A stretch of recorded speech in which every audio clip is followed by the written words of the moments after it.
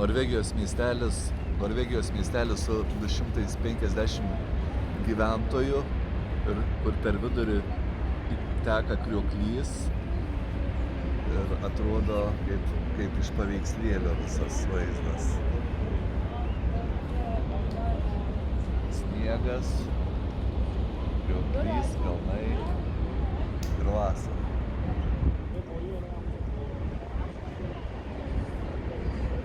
Miestelio pavadinimas yra sunkiai ištariamas Hellesylt.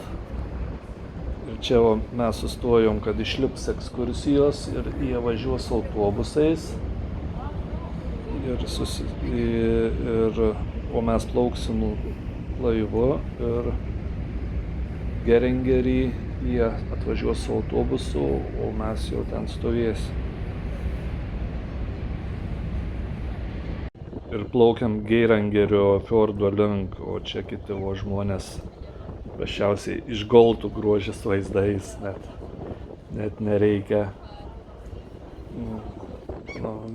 stovint žiūrėti. Kaip gražiai sukasi laivas. O dabar plaukiam į Geirangerio fjordą, kuris skaitos, kaip čia brangakmenis Norvegijos, kad yra ir UNESCO toje apsaugoje, žodžiu. Ten pats skaitomas gražiausias fjordas Norvegijos bus. Bet šiaip, kad ir visur čia labai gražu, tai gali žiūrėti per dieną sėdėdamas. Bet saulė šilta, o pavėsį, tik į pavėsį atsiduri pavėsį, iškart matyti nuo viršūnių, kai yra sniegas, vėjas, gan toks žvarbus, iškart šalta yra.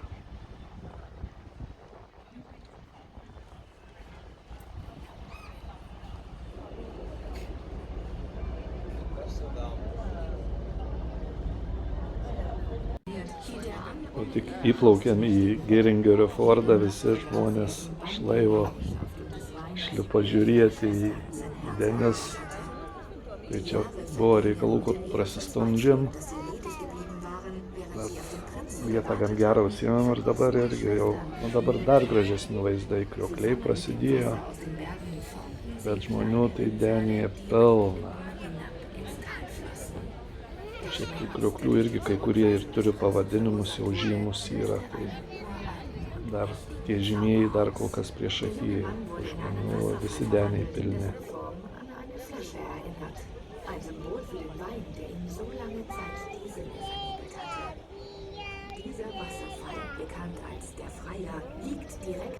O čia priplaukėm žymiausius krioklius, tai čia bus toj pusėje jaunikio krioklys. O į kitoj pusėje bus matyt 7 seserų krioklys, nes teka 7 tokios didelės srovės, tai čia jau yra tie skaitomi topiniai kriokliai jau Geirangerio fjordo. Pakrantėse irgi yra maži miesto kaimukai Norvegų, bet viskas irgi padaryta dėl turistų, kemperiai, laivai pasiplaukiot fjordais, viešbučiai, žiūrėjau kainas, tai viešbučiai kažkur tai apie naktis 300 eurų vienas kambarys, o jeigu važiuot kokį 20-30 km tolyn, tai gali už kokį 150 rasti. Labai pasisekė dėl vaizdų, kad geras oras, nes jeigu lietus ir čia būtų gan šalta. O čia irgi ir su kanojom plaukioj. Ir tie namukai, taip kitur pagalvoju, kaip jie net ten gyvena, kaip nusileidžia ar pakyla. Tai. Iš laivo lipame į Geirangerio miestelį. Čia bus pagrinde lipti į kalnus ir žiūrėti krioklių. Tai čia, žodžiu, yra turistai, kriokliai ir geras oras. Irgi čia visa infrastruktūra tik tai dėl turistų, nes čia gyventojų čia biega. Vien mūsų čia išlips apie 4000. Čia.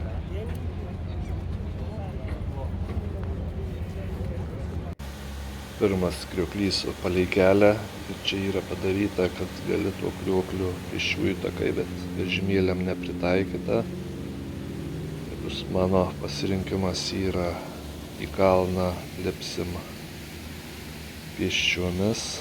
4 kokius kilus ir žiūrėsim, ir bus kriokliai ir kalnai, žiūrėsiu, kaip seksis įlipti. Kelias tai kaip lygus kaip stiklas, tai turėtų būti be problemų. Dar yra autobusai veža, bet yra nepritaikyti, o hop in, hop off, tik tai, kad nuveža, tai pasirinkome pėsčiomis. Ir prasideda mūsų žygis link krioklių ir gražių vaizdų. O čia pagrindė vokiečiai, motociklistai, kemperistai. O ir varysim link to krioklio. Čia visur irgi padaryti pėsčiųjų takai, kad turistam, kad galėtų, o kiek jų čia visur galėjai, bet vežimukam nėra pritaikyta, tai man asfaltas lieka. Bet daug kas kylam į kalną be problemų. Nereikia jokios pagalbos. Tai tiek, kad kemperių daug, tai reikia atsargiai, nes nėra gan platus keliai, kemperiai dideli. O iš čia iš visur gražus vaizdai, tai važiuoja ir grožies. Šalia irgi visur akmuo, tai neįprasta mūsų akiai, gan įdomu.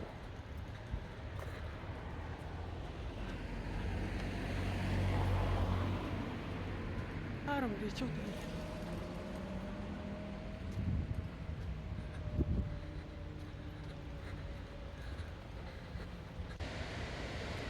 Ir ožkų, ir vietinių gyventojų triubų, bet taip viskas labai gražiai įrengta. Ir vaizdai nuostabus. Bet žiemą čia nelabai norėčiau gyventi. Vasarą, kai geras oras, viskas labai smagu ir linksma.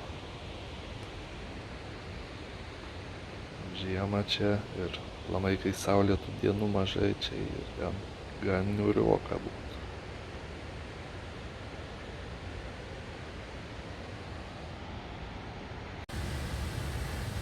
Nu taip baigs nors to krioklę, ką vara, net manęs nelauk niekai iš viso, žolynais, kepetinais vara. Aš jau padus, o jis į kuprą susitraukė. Nu karuočia. Į vakarą viskas pradėjo dangus niauktis, tad grįžom į laivą ir iš laivo prie muzikos irgi visai gerai grožėtis yra. Kalnais, tai ir užteko ir tų krioklių, ir tų kalnų per dieną kažkaip paskiau atbunkino to grožio. O, bet ir iš čia visai atrodo fantastiškai. Kiek kemperistų pristojusių.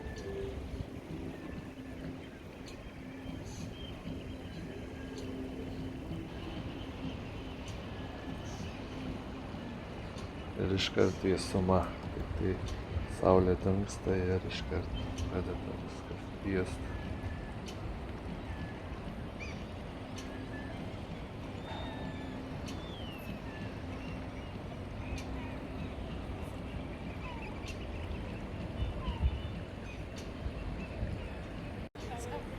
O grįžtant, kai apsiniaukė, jau ir tie didieji kriokliai, o irgi dabar prieš akis ir nebėra tų vaizdo, kai yra pilnumai saulė, jo taip ir šalta, ir